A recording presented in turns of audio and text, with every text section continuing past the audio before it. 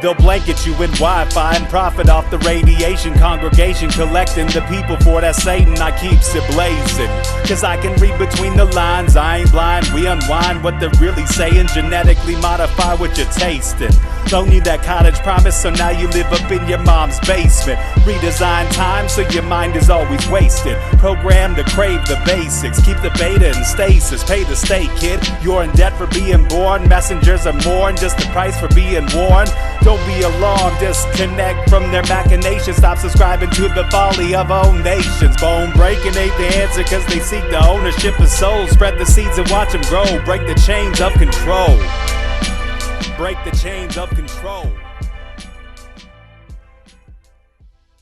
Sweet eternal balance of all that is good, true, and beautiful, friends. What a super fantastic treat we've got for all the Rogue Warriors tonight as we return to a deep dive into what Chance Garton calls Darketypes, the inverted archetypes of the traditional tarot as found in CyberPunk 2077, which he became fascinated with and analyzed intensely, inviting me along the journey. We started this exploration on Chance's show, Inversion, and we are here to conclude it tonight. Chance's podcast, Inversion, is so very Roguian that I'm surprised we didn't collide sooner, but I'm so grateful to find another soul of depth, integrity, genuine curiosity, humility, and a heart bigger than the cosmos, the connector, the I Ching scryer, the badass, the one and only Chance Garton is here tonight, and we couldn't be happier. Chance, welcome to Rogue Ways. It is so good to have you. How are you doing?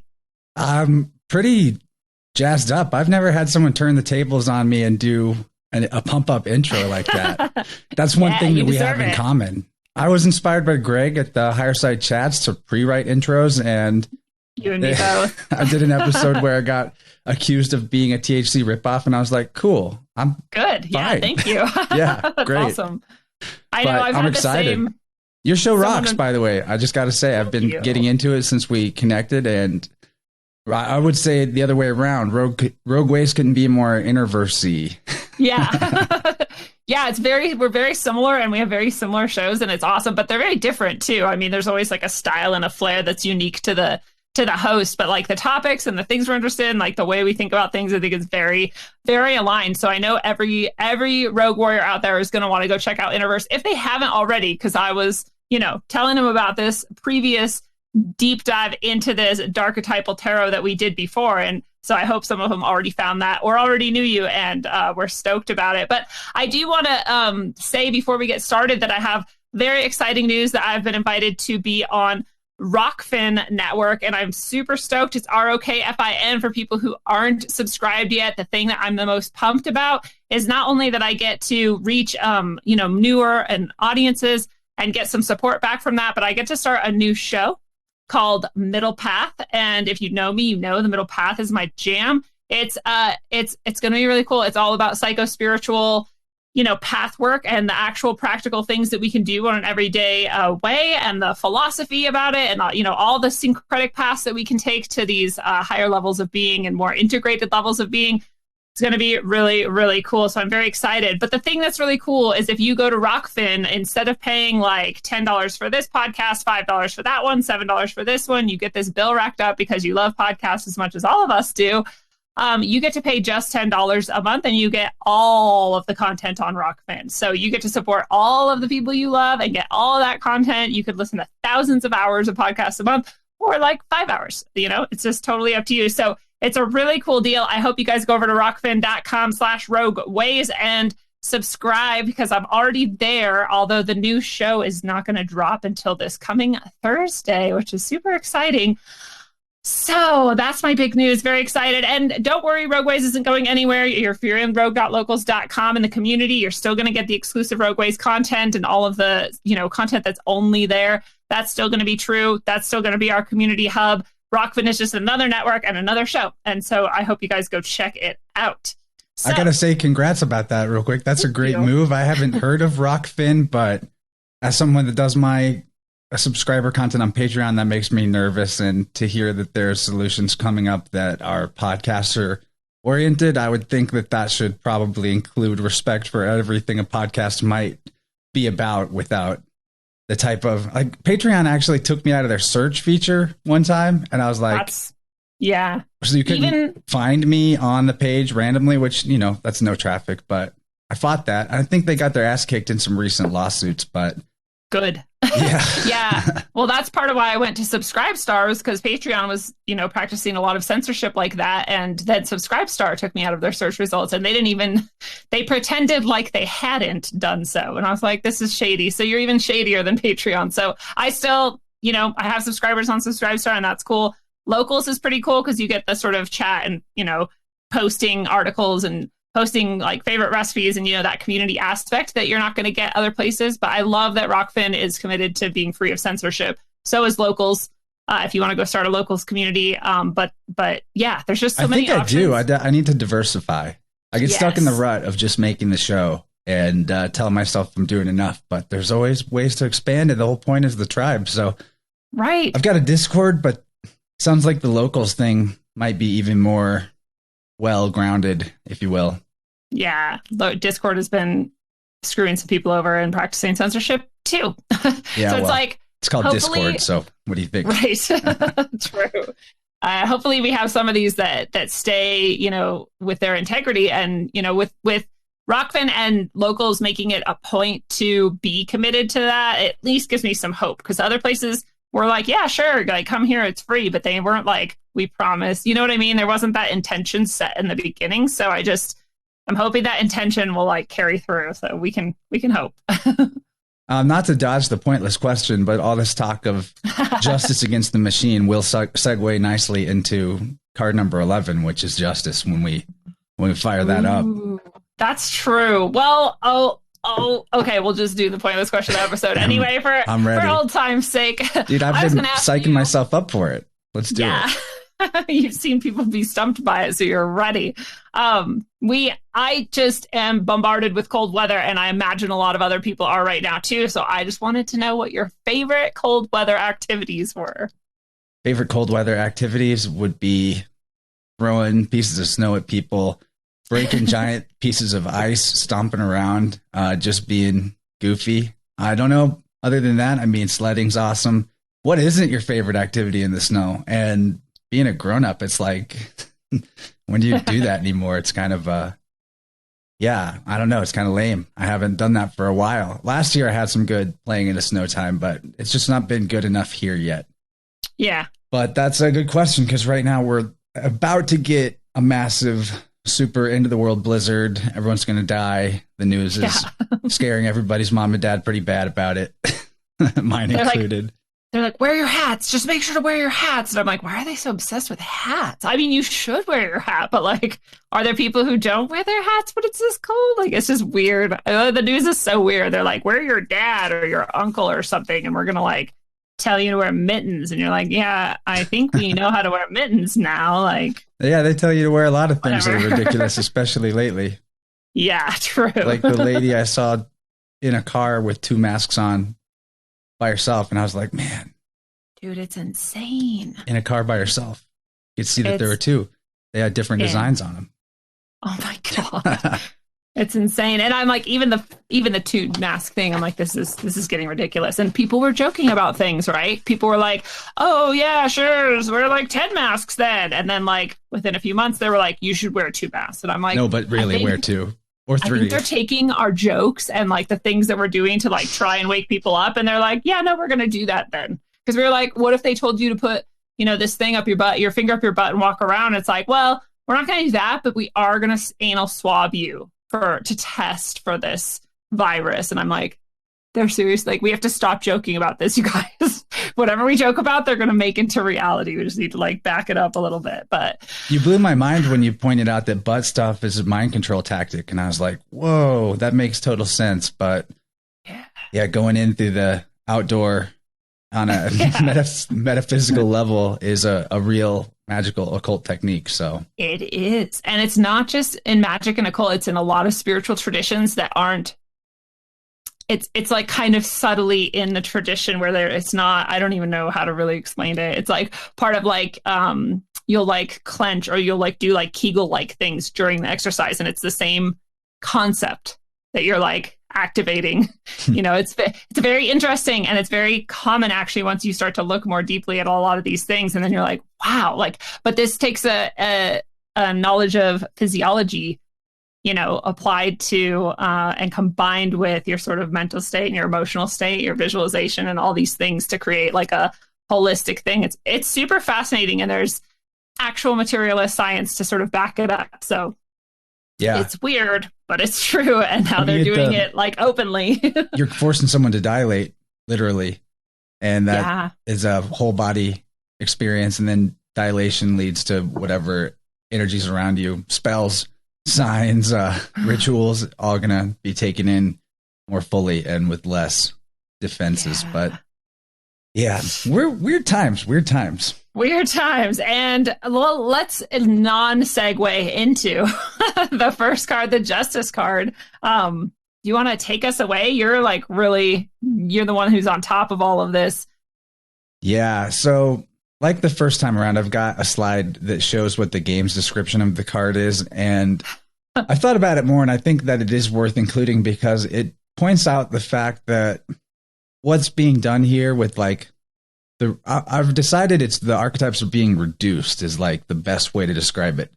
Reducing can mean a lot of things, but especially in the sense of the way these descriptions from the game are, you're reducing down to a one-dimensional interpretation of the archetype, when anyone that's into tarot knows that there's like so many things that it could represent. It's all context-based, but in this like sort of artificial future, I think the point is to create a circuitry with a predictable pathway in a sense. And so what they say about justice here is it is the card of conflict resolution. It proclaims the need for order, to see through lies and deceit, and a return to the natural state of affairs.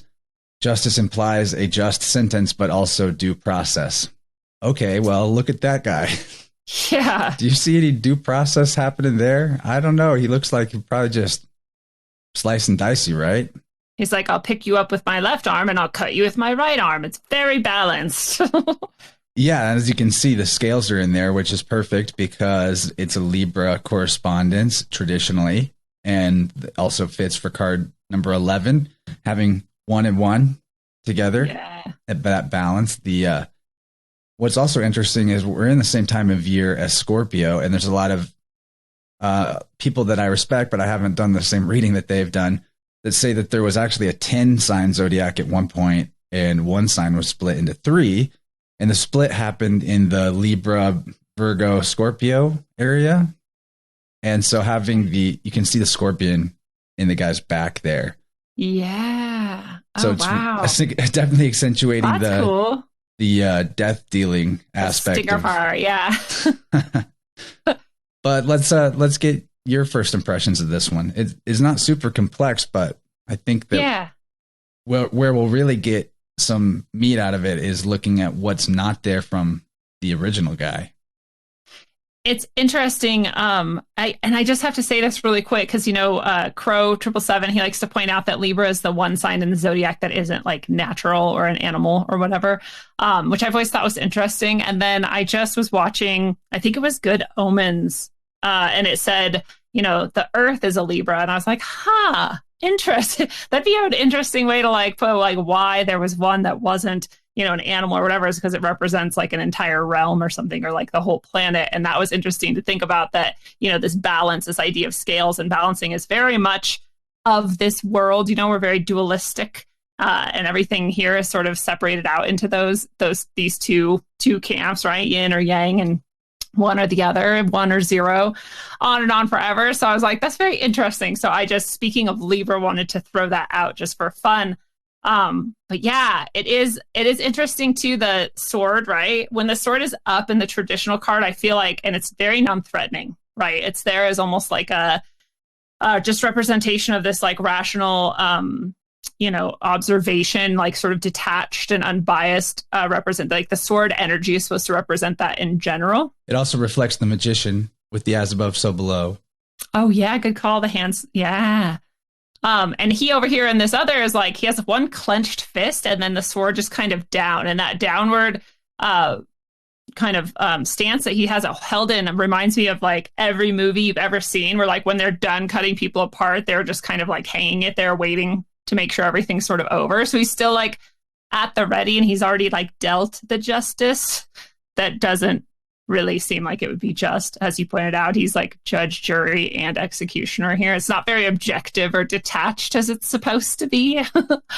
So that's interesting. Big time. But they do still have the towers on each side sort of in the background, but the towers are those, you know, wiry sort of like endless city instead of this representation of sort of like tradition and structure, and you know, which we kind of rely on in a justice situation. We're like, okay, this is the most fair that we've been able to come, you know, in our thousands of years of progression as humans. And so we're going to rely on this system, even if it isn't always perfect, or that's how we're supposed to look at it, right? It doesn't really have that same energy in the other card. What it made me think of, the fist part that you're pointing out, is how in practices, Eastern movement practices like Qigong, Kung Fu, whenever you have a closed fist, and it almost looks like his, I mean, it could be wrong about this, but you could almost interpret it as his thumb is in the fist instead of outside of it. And that represents like holding and building up a charge, like Goku and Dragon Ball Z. And it's totally opposite. It reminds me again of the Magician. I think there's a really big correspondence here between Justice and the Magician, the as above, so below of the original card. But then how if you remember back to the first round, the Magician had his hands in his robe, possibly in a fist, like, you know, directing the energy back into himself. And you could interpret the way the guy on the right looks as either being that it's all below, it's just, there's no above in this scenario, or it is that he's not respecting the whole circuitry of heaven and earth, and instead he's just like making himself God in a sense, like you said, judge, jury, and executioner, which fits really well with the artificiality of the scales. That's a really interesting point. Never heard the idea that the earth itself is a Libra, but the planetary rulers here being Venus and Moon, well, there's a lot of contention that the moon's not natural, that the moon's artificial. Yeah. And the Prometheus, Lucifer, the dark aspect of the Venus archetype would be the artificer, the one that creates artificial things, artificial value systems. In the East, they consider I think, I could be totally misfielding this, but I think that there's, in some traditions, an idea that a Lucifer-like character came to ancient China to basically teach people to use numbers for transactionality, for commerce, as opposed to numbers all having only their spiritual archetypal meaning to people, and outside of, you know, basic figuring of how many chickens there are in front of you or whatever, not super important. But this is part of the mythic correspondence here of Ma'at, which is math. And one of the biggest ways that society has moved into artificiality is to completely despiritualize number 100% and make everything transactional. And that's like the dark justice, because whenever we live in a transactional society, whenever we think that we're giving something of equal value for what we're getting, there's an energetic canceling out that happens. There are indigenous cultures where it's taboo to give something equal value to what you receive, and that you always keep someone else in debt to you or stay in debt to someone else in a sense, but you don't look at it that way. You look at it like, if you gave me the exact reciprocity, same value of what I gave you, then it's like you're rejecting my gift, because now you don't have anything more than you had before. And it's stagnant.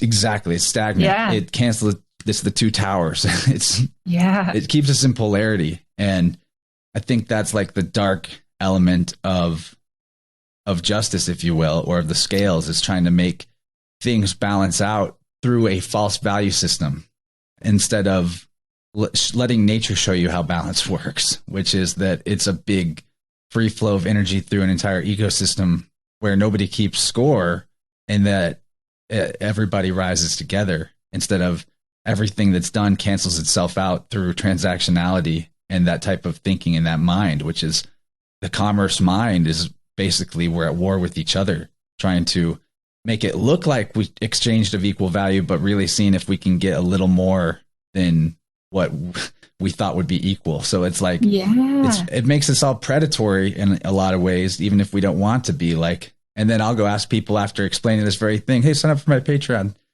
Yeah. But it's well, like we're forced to live this way inside right. of Babylon. And yeah. Yeah. Well, and I totally feel that's such an awesome insight to share. And thank you so much for that. Because I had never, I've reflected, and I think we even talked about it on the last episode of how words maybe were constructed as this artificial thing. And, before that, we could communicate much more directly and fully. And now we're reduced to just words. And it's sort of a similar idea, right? That the numbers were actually this misrepresentation almost, or like too much of a representation, which we became focused on exactitude, and exactly this for this, instead of just allowing things to sort of flow and sometimes be out of balance. Sometimes the scales are tipped, and that's like a good thing because that's how energy moves. And you got to keep it sort of moving if you want things to keep moving. So it's an interesting trick that could be played to bring things to like more stagnation and more disconnection from what is the sort of true underlying reality. I love it. I mean, I don't love that, but I love that. I love the insight. Well, it's interesting because there isn't anything nature related to lose between one card to the other, unlike a lot of the other cards. True. So except that's a big observation.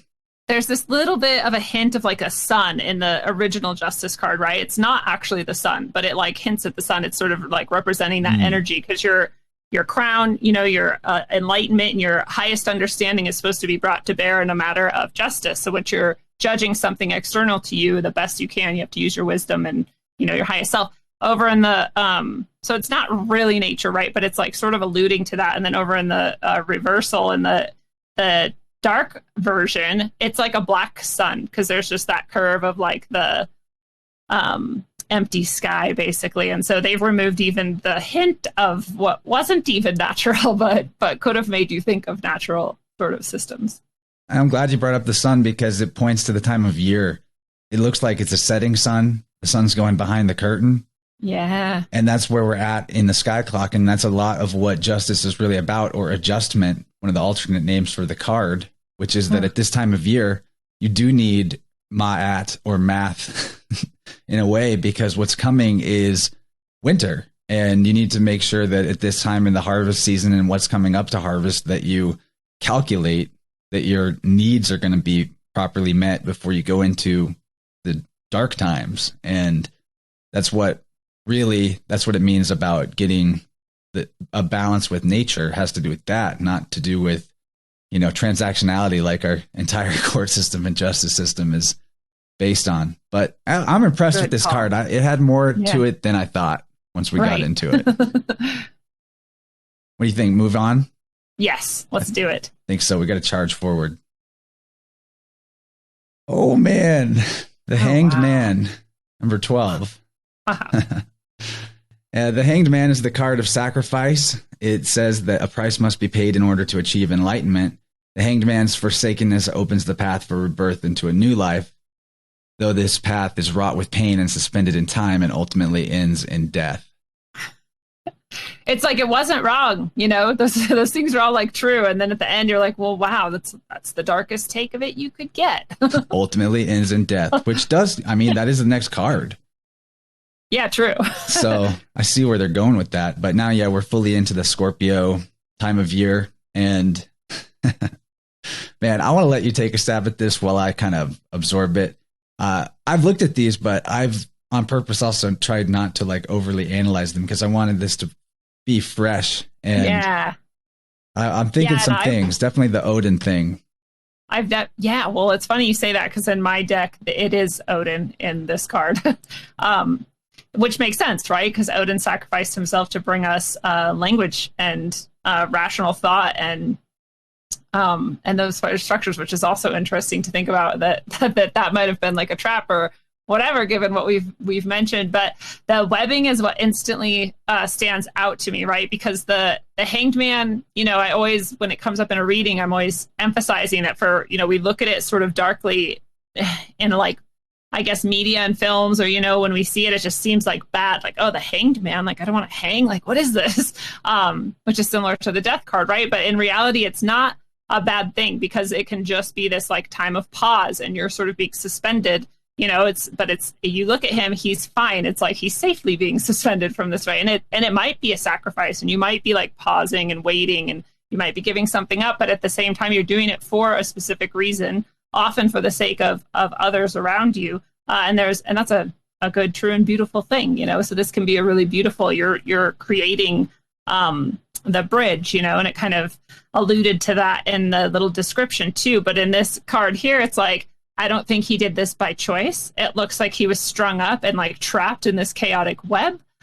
So maybe the sacrifice is being like, you know, put upon him rather than him giving this up, you know, by choice, which is, it makes it like a dark ritual instead of a process that you undergo because you want to support others in the best way you can, or yourself in the best way you can, and that this is just sort of the path you take, you know. And like that's again like the darkest energy I think you could take from this set of ideas that go along with the Hanged Man. So, and all those people in the background are just adding to that, like, yeah, we strung you up because we needed you to sacrifice yourself. We don't really care what you want for yourself. Like, it's pretty disturbing, as expected.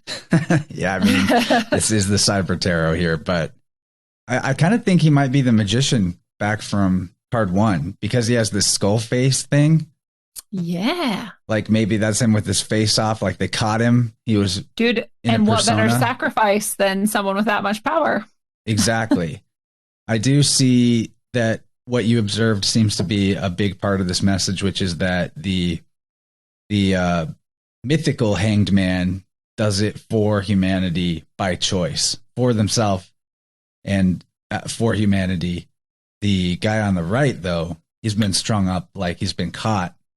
You know, I think it demonstrates how crowd psychology, the collective, that's the thing that brings the most disillusion to a proper structure and order is crowd psychology, the delusion that you need to find a group to identify with and do whatever they do. And then that's your route to safety or power, or really ultimately it's your route to not taking responsibility for your own actions because you'd say, I didn't do it. This whole crowd did it. The group did it. I just was going along with it. You're my students. You're like, well, why didn't they get in trouble when they did it like last Wednesday? You're like, dude, come on. You're doing it right now. That's all that matters. And it's interesting that it looks like spider webs. Makes it feel more predatory for sure. I think that sort of highlights the reading there. And I just keep thinking back to the Odin archetype and how far away from like a noble and honorable warrior we seem to have come in what's considered the heroic masculine archetype.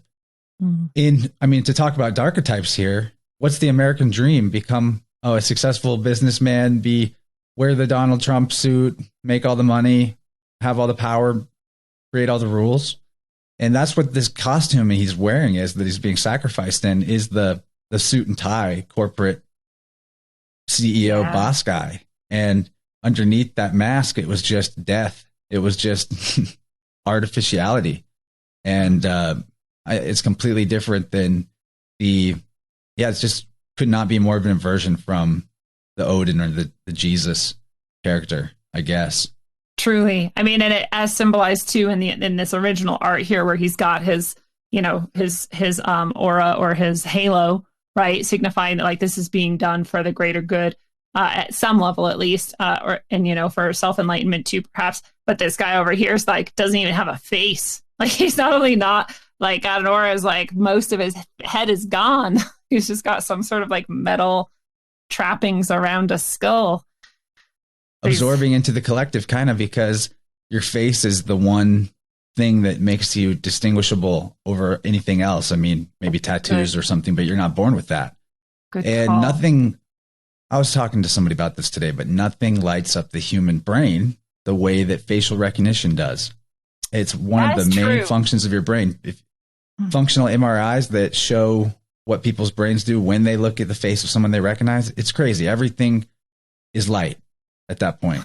And it really, really upsets me that children in their developmental phase are not developing that part of their brain the same way, because everyone around them is covering their face and being absorbed into the collective and sacrificing their individuality to the crowd for the safety of relinquishing their own responsibility to do the right thing, regardless of what the crowd does, which is what the hanged man is about. The hanged man, Jesus, does the right thing because it's the right thing, despite what the crowd wanted. He had all the opportunities to sell out.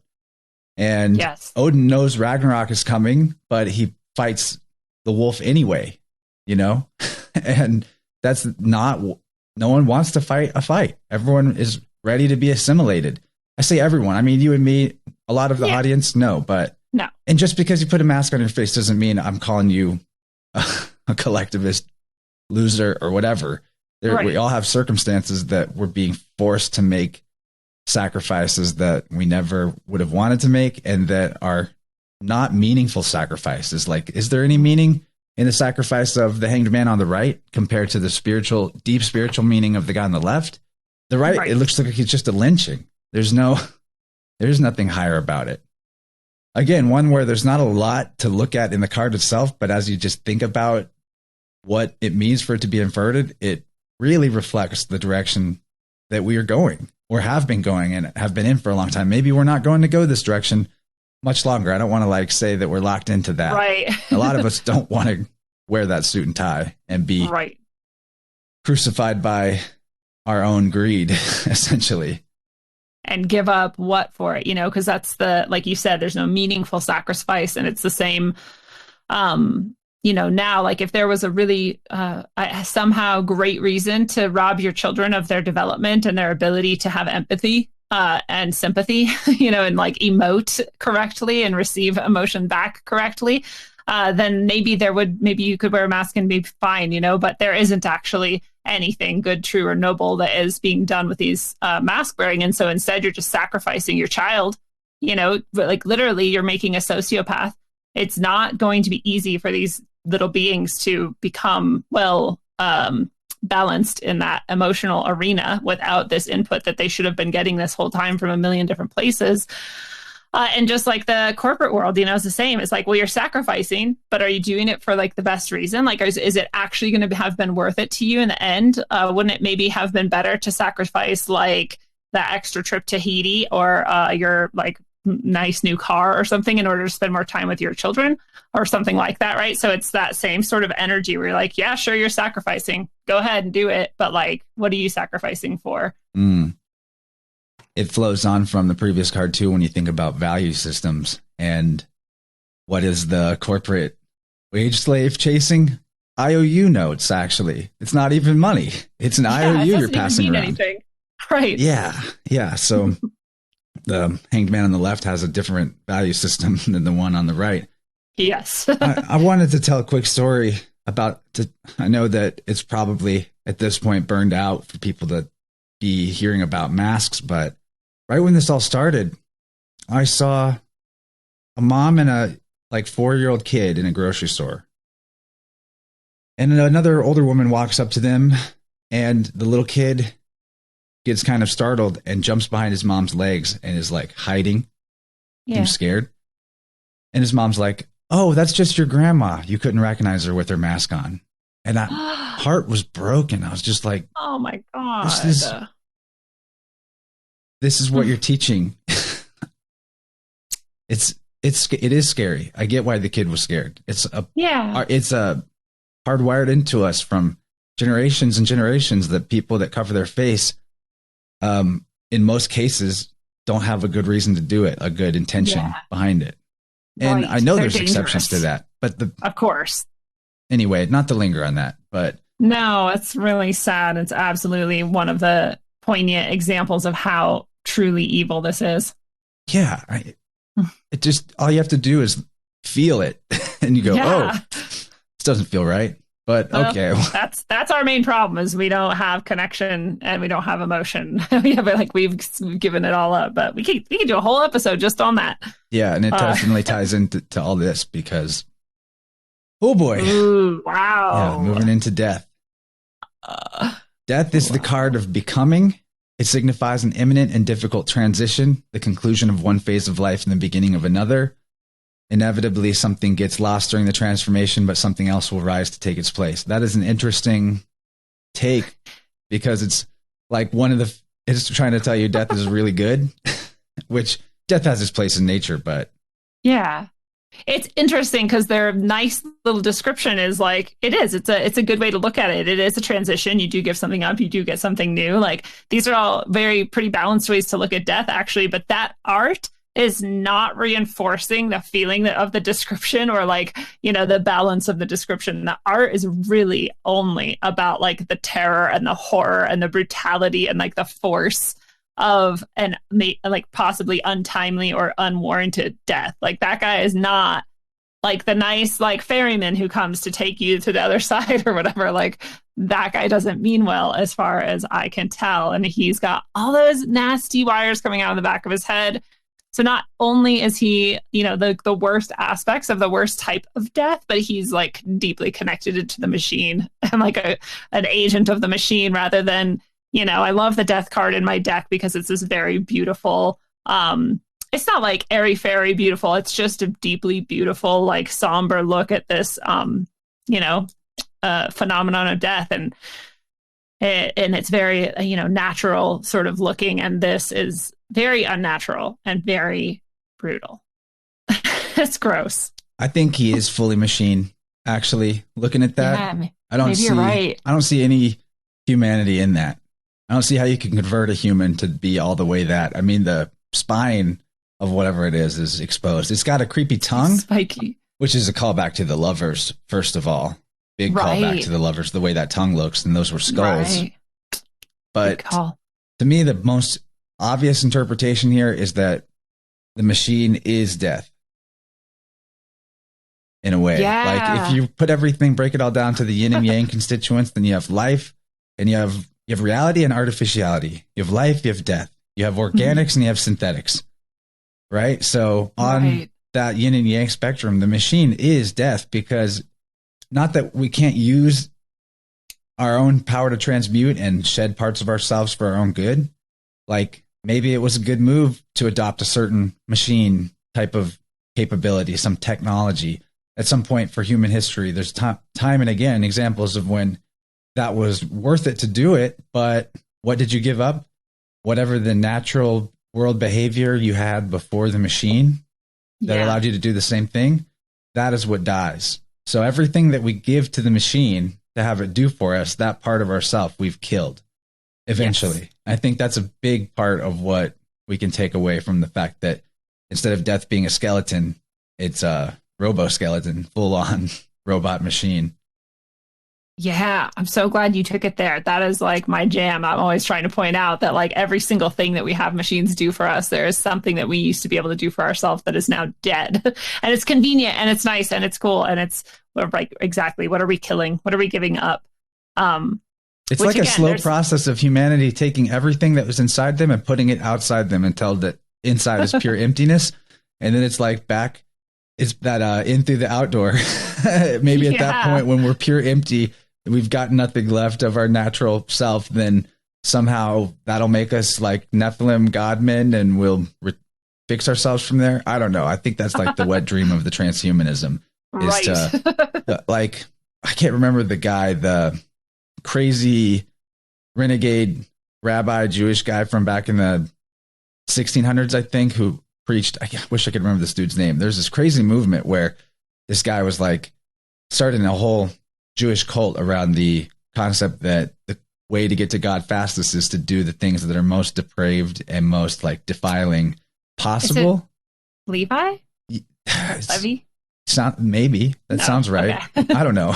People will know what I'm talking about if they do. Yeah. If they don't, then they'll come across it when they need to. But it just reminds me of that concept too. That there's a Buddhist character that's similar too. He was like the Buddha. I don't remember which Buddha, but it was like the Buddha of defilement. And he'd just like shit himself and like laugh at people and like, you know, throw food, and just everybody was always like, oh my God, this guy, like, how is this a Buddha? But it's like this idea that like you, at least every once in a while, you need to remember like how we're just people, and you know, we all have whatever, I don't know, like human qualities or something like that. I was like, that's interesting. It has a role as an archetype that's positive, like the Heyoka of Native American tribes, which was they would wear like the opposite gender's clothes. They'd kind of be a clown. They would break taboos on purpose, and it was all about to like.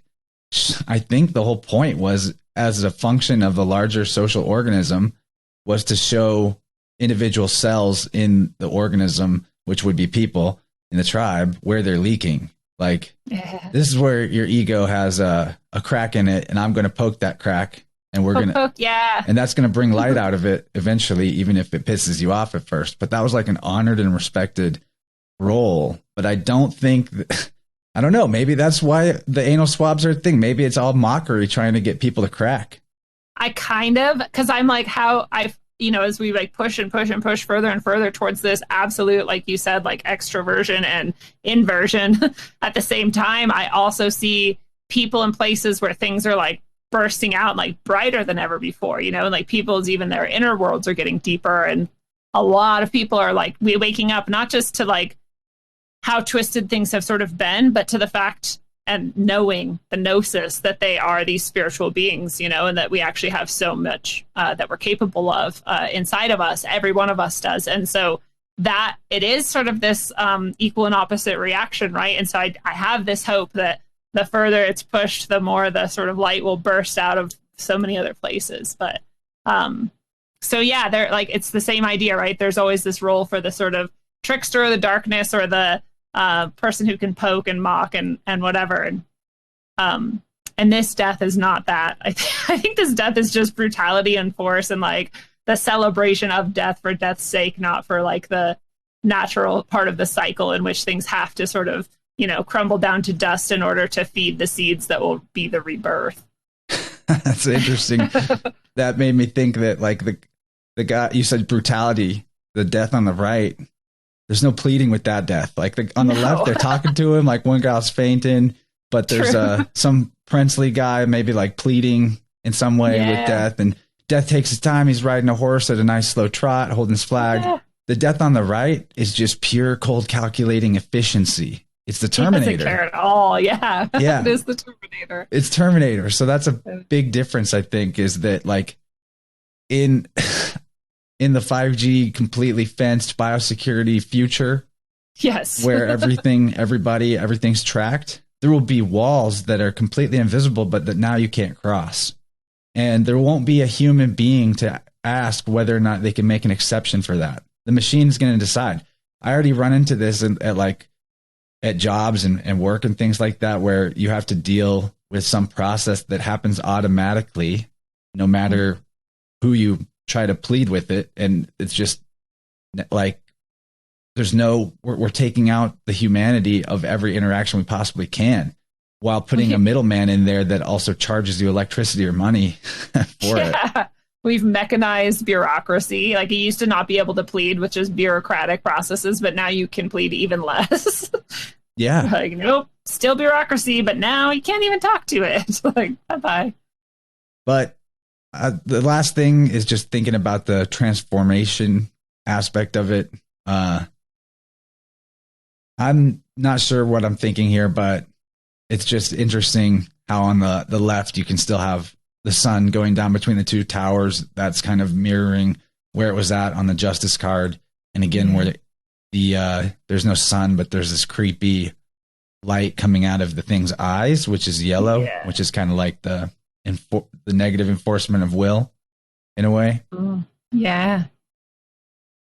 Yeah, and in the left, you at least have like the river. You're going to cross the river, and there's this process to it, and it's like part of the process. And over here on the right, you're like, there's no, even some of these gods and goddesses that are the mythic correspondences it's pointing out, like those are really representative of, again, like a process. This is all part of a continuation, that likely never ends, and you have no indication of that on the right. It's just something that's going to happen. There's no connection. There's no like honoring of the next stage, or, even making sure you were at the right stage to begin with before your head was taken off or whatever is about to happen to people here.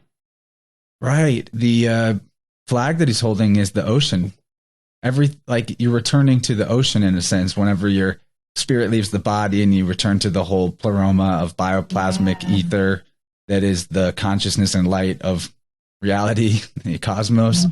In the ocean, everything is in there before we ever invented it.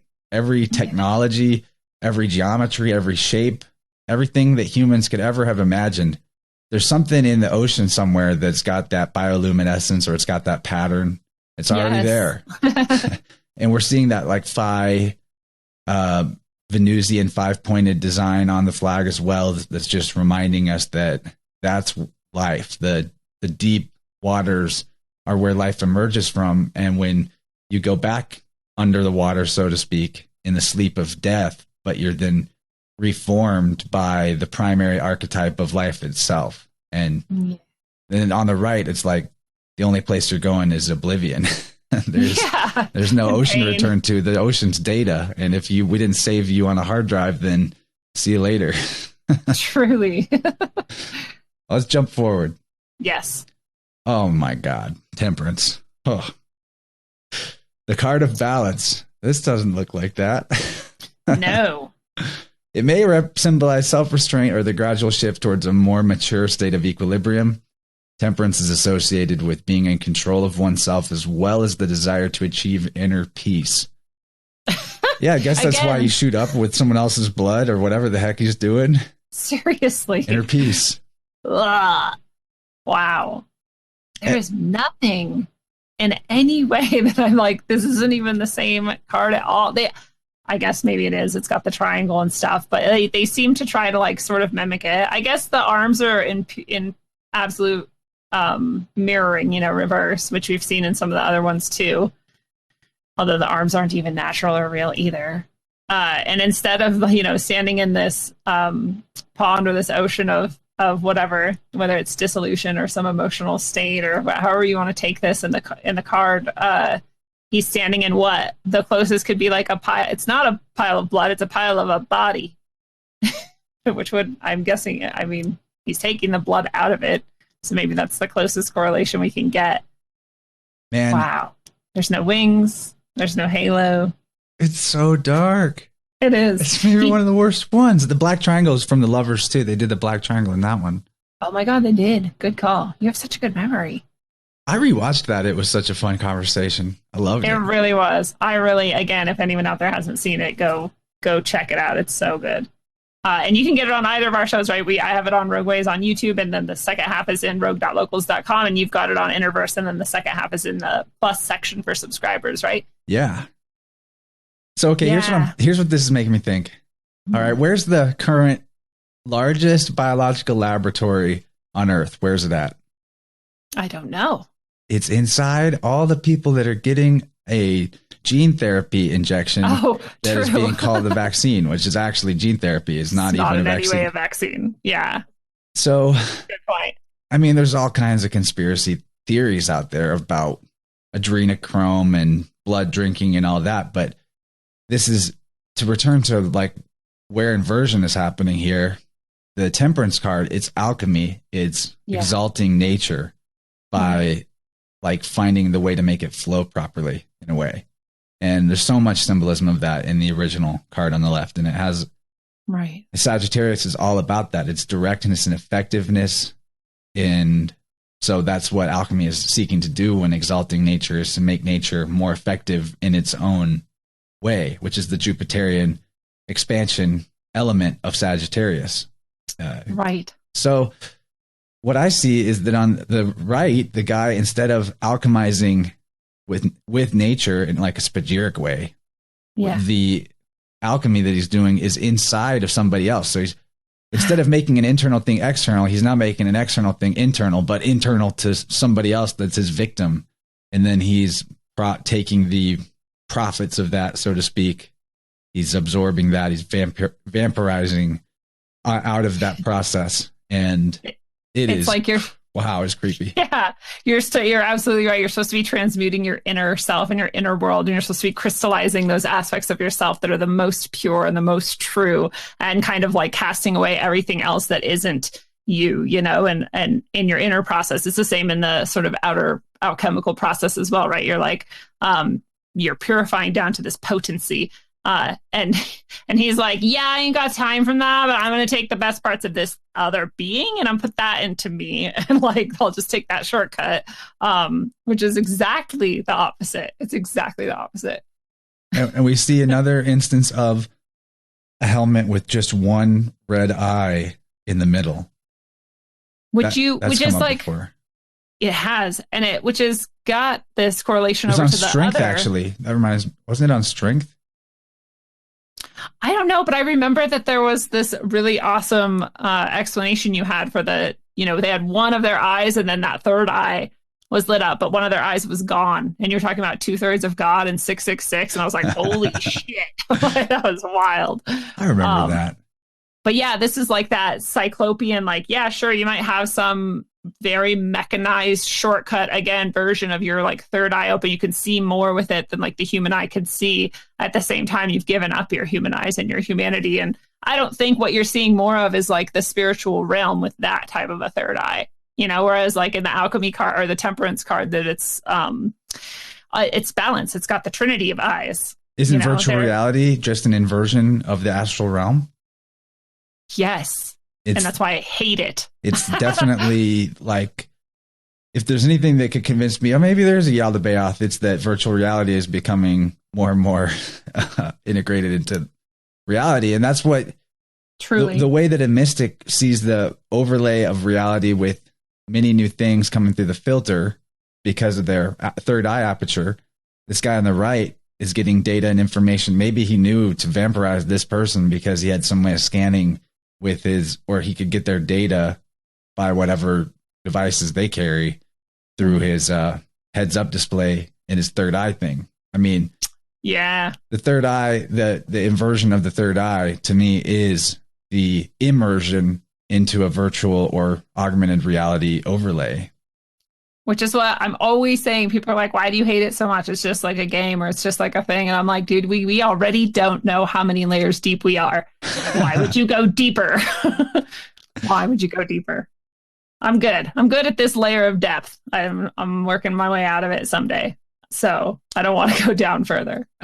But yeah. And then, same in alchemy, you're going to like,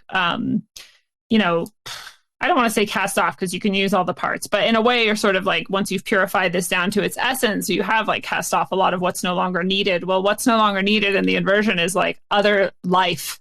It's just like a lot of the other cards. It's just this like, put it back into yourself, just be selfish. You're an enclosed system. Like you don't need anything else. And maybe why you can do that with a human as the stand-in for the entire natural world is because the human is the fractal microcosm of the world. And like I've talked about PCR, which blows my mind, the idea that Kerry Mullis, the guy that invented that, he talked about how it was like a transcendental thing, that the tiny blip of genetic or biological material you take from a person, if you keep amplifying that and causing what's there to double and double and double, if you do enough cycles of that, eventually you'll find everything that the body contains. Which makes no sense because it was such a tiny sample that it should have only been like a little bit of this or that. But it's all in there. And I think fractals about all the way down. So with this alchemical laboratory of all the people being experimented on right now with gene therapy, it makes me wonder, is the reason why they consider it effective because that they won't show up with that mRNA in a PCR test?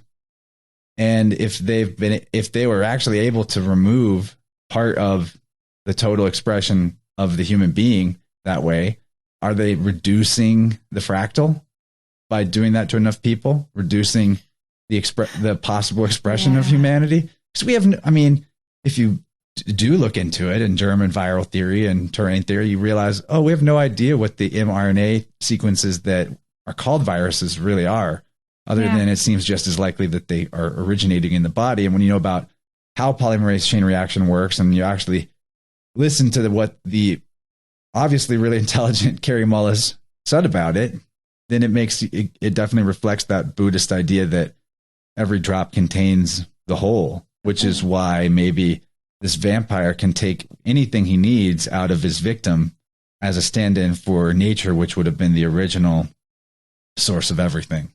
Damn. Yeah, that's exactly it. That's exactly it. But it's like so sad too, because like the best and most beautiful aspect of the fractal is when you're like looking back up, right? And you're seeing that you can like go out and go further and expand more and like connect to even more things. And instead, like in his version, he's still the fractal. He's still a piece of it, right? Of the whole. And it's not gone yet, but it keeps going down further and further, like collapsing more and more. Yeah, reduction. I'm seeing a definite theme of the reduction here. Yes. Reduction of humanity, reduction of archetypes to one dimension, and alchemical reduction, which has a different connotation, not as negative, but this is the inversion of that concept. Well, and that's it's like we said last time, or you said at least that, they're brilliant in how they've done these because they've captured all of the essential elements and meanings and ideas, but perfectly inverted and reduced and limited and cut off. And the last thing I'll say on the mythic level is that Athena or Minerva, goddess of wisdom, definitely the inversion of the idea of wisdom is the blind belief in scientism, which is why we have this giant gene therapy laboratory in the public now, and this transhumanist push being experimented on. Yeah. So I'm going to throw it back to you and ask, what do you want to do? We got 55 minutes deep right now in hour one. Maybe a little less than that if you trim out like the first minute of getting ready, but let's do at least one more before we do the transition cut off. Yeah. I'm up for it. We'll be loose with our time. We're good. Okay. Wow. Wow. The devil is a secret card in the game. You don't find it unless you take a certain path that is the darkest path you can take. Yeah. I knew you were going to say that. The devil is addiction, craving, and passion. Brings fame and fortune, but at the price of losing oneself to a world of material distractions. The devil lures unsuspecting souls into traps, but always grants them a choice. One can try their luck and take him up on his offer, but one should always know when to call quits. Vampirism theme continued. That looks like something that's going to eat you for sure. Definitely got the spiky teeth.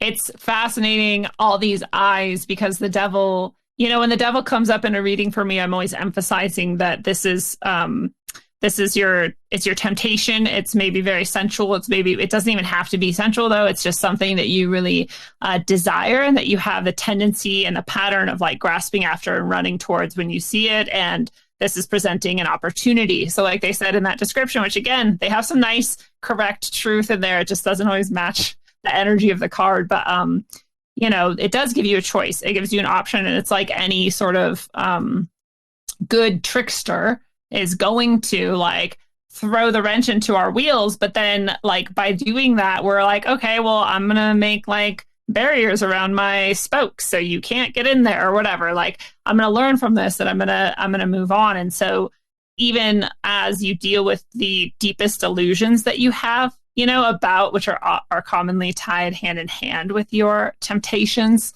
as well, that gives you this opportunity to purify that aspect of yourself, right? And to face this thing that is going to ask you like and tempt you and invite you down this path that is not the best choice for you, and it's going to reinforce the positive option if you choose that instead. So like the devil looks dark and scary and whatever, but it's actually offering us all of this growth and this opportunity if we take it that way. And this I guess the devil in their card is doing the same in a way, except what you're being offered is the ability to like learn how to fight for your life and maybe your soul. And like all those red eyes, we know already they're like tapped into this like infinite database and seeing like things that we can't even see. But it's like that it just reminds me of like this like hall of mirrors, like with all these eyes, you're like reflecting all these different things at once, and how much more of an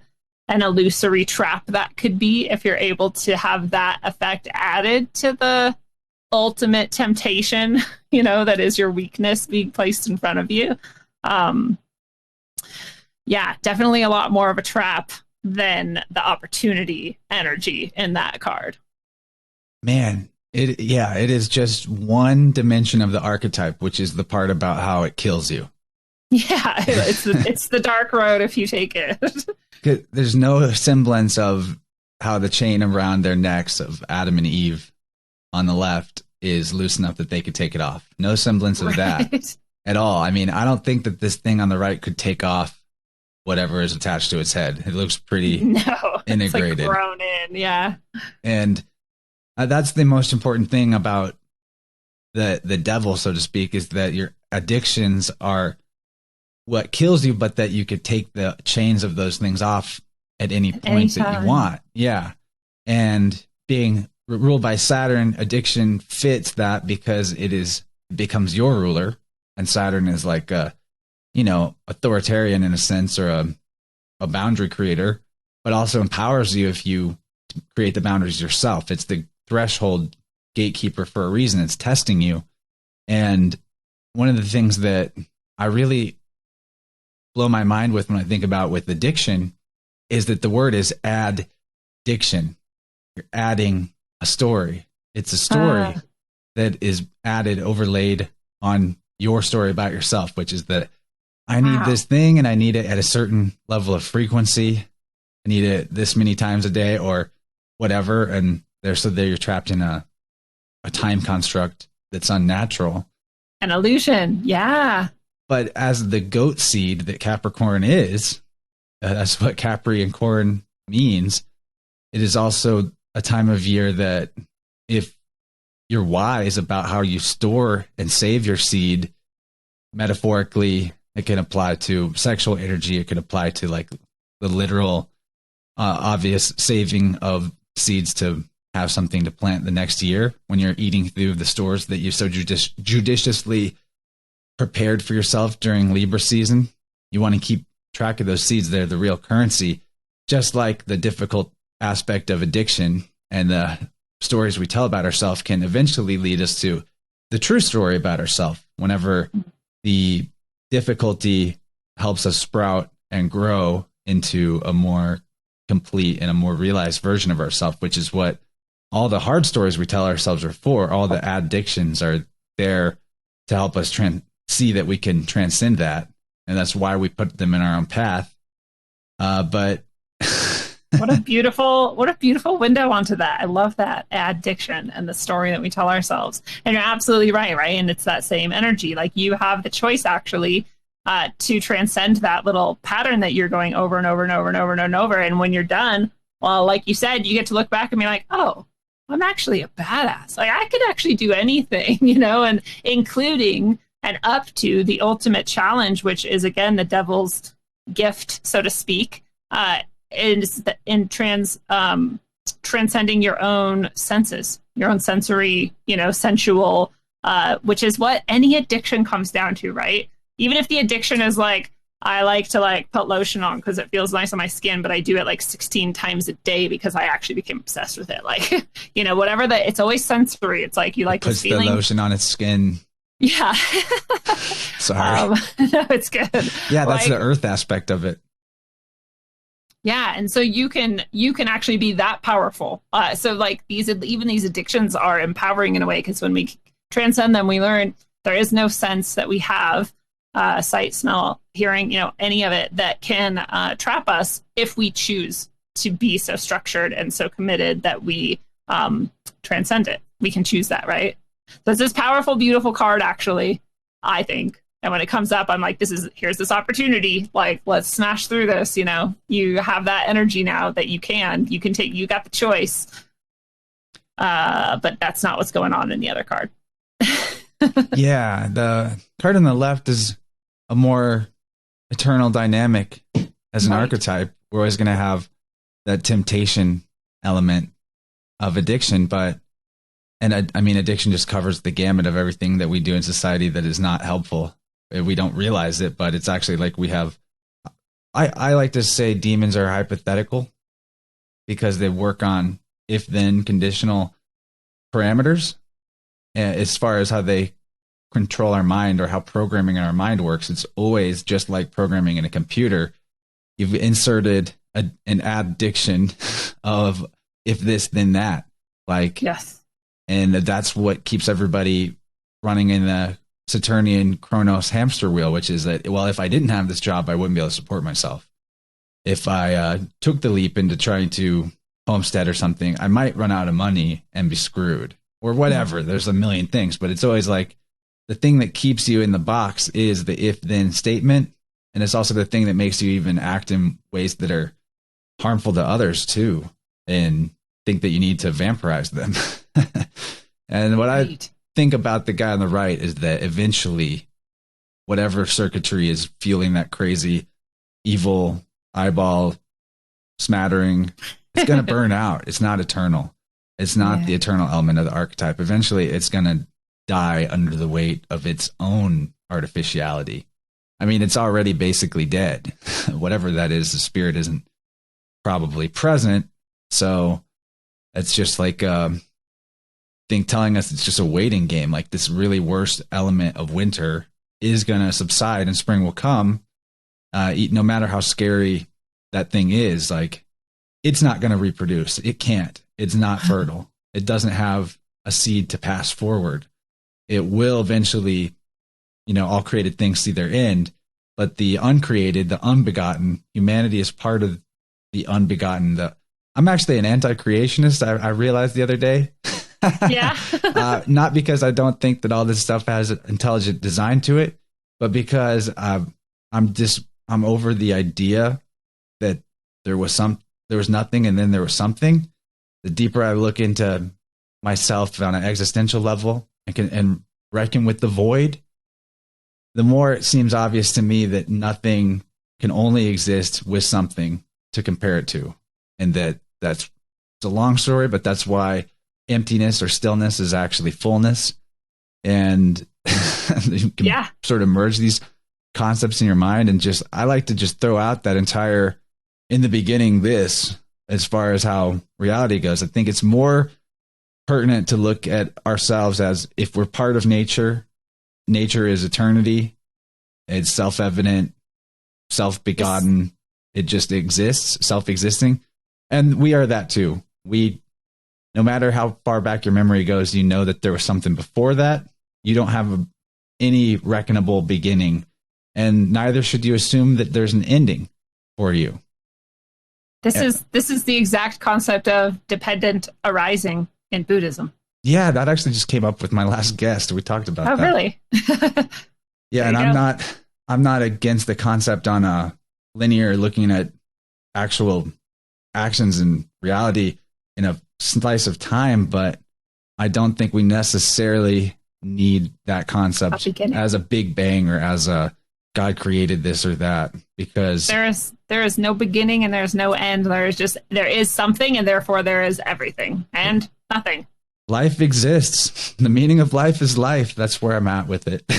Absolutely. I am with you. Well, and I just was thinking too, while you were describing that, how this character over here on the right, the devil version in that world, is the epitome of like the reverse devil energy, which is all of these cards, actually. If you take the reversal of them and their inversion and epitomize it, like that's what it is. But I just like him as a character. He's there simply and purely responding to sensorial urges and programming, and with no structure and no choice to sort of possibly temper it or possibly go this direction instead or avoid, like none of that, just pure response, pure indulgence, pure sensuality in like the darkest way possible. So it's very energetically perfect, actually, in the horrible way. Yeah, it looks like the most reactionary monster you'd ever meet. It would react to even sniffing you by biting out your jugular. Yeah. I'm going to take that off the screen. Yes, it's horrible. But let me move over here. Let's do this, since we are at that. That was the last card of part 1 of part 2, however you want to call it. Yes. And I do want people to have a chance before we go into section 2, which people will be able to get in rogue.locals.com and on Chance's Interverse Plus section as well. So go, support both of us or whoever you already support in order to grab that access to that second part. It's going to be awesome. And the previous episode that we did. But I do want you to then share with people where they will go to get those things and to connect with you further. Yeah, interversepodcast.com has links to everywhere. Excuse me. Has links to everywhere that you can find the show. I'm on all the things that podcasts are on. And patreon.com/interverse is where the plus extensions live. And that's the only place they're at least until maybe I set up a locals thing, because that sounds pretty cool. Definitely need to diversify the way people can access the show, especially in case something happened to it. But that'll require a day of uploading all the archives to the other platform, maybe, and not a day. We're talking 100+ episodes in the Plus archive since I started doing the extensions. And I hope to get a rogue episode in the archive soon that's not just looking at the cyber tarot, because I'm sure we have plenty of interesting things that we can reflect about when we open up to each other's stories a little more, and really appreciate that we got to do this. I had a lot of fun with the last one, and this one's been just as mind-blowing, and it's amazing how quick we warm up into this flow state, and I appreciate resonating together. So thank you, and everybody make sure you're supporting Lindsay, because she's the real deal. Thank you. Yes, and you too as well. I'm so excited to have found you, and I hope people support both of us. So, fellow travelers of the path, it is a beautiful thing. This has been your analog electric concentric dose of wisdom, according to the visionary Chance Garton of Inverse. Chance, thank you so much for being here, and we will see everybody on the flip side. Yeah, come on, Rat Kings, baby. It's the rap machine. Yeah, check it. Gray bearded pirate, my motherfucker unknown. Yeah, come on. In the place with my fist up, meaning I resist the bullshit that they feed us and lead us. This is just a part of the process, man. Just watch this, cause this shit's about to get crazy like a mosh pit. We lost it, toss it, let's start it again. Cause now with technology, with smarter men and women, this is the beginning, not the end. And this is the message of hope that I send. Look on your TV, it's a culture of death. They'll keep on lying to the very last breath. We keep on striving and spreading the truth. It's hard to survive in this world for the youth. The door is closed, the old world is dead. Let's have an age of understanding instead. I'll include you and you include me. Let's see what we can build with some positivity. Let's go, you're moving too slow. Let me see your hands if you know what I know. Come on.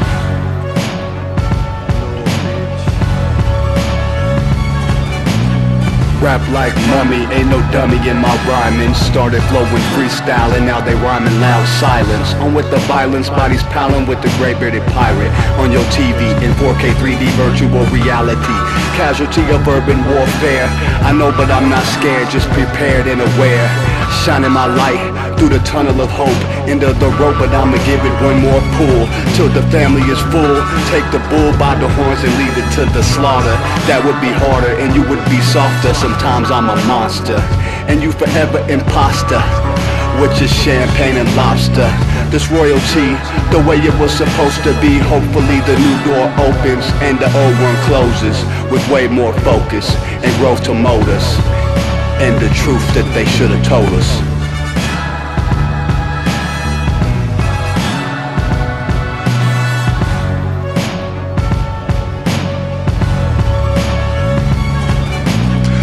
To them screens, it's a plot to drop the IQ. Fighting amongst each other over rulers that don't like you. Prefer us trapped in melancholy with the wood wands of holly. Suggestions that obliterate to camouflage the folly. Attempted mental robbery, executed sloppily. The paupers see this mockery and walk the talk with me. Put the hands up to touch the Akasha, cause you know deep down there's something bigger than your wallet. Everyone got a gift, everyone got a light. They want you to forget that ish, cause they can't dim the bright. The positive vibration takes you past the sign shackles. From the sewers and the alleys in the moving castles. Who these assholes really serving with an exposed Achilles surgeon around the corner lurking to prove ascension trumps perversion. Learn them to catch fish and unplug the signal. Show them the simpletons now build the fucking temples.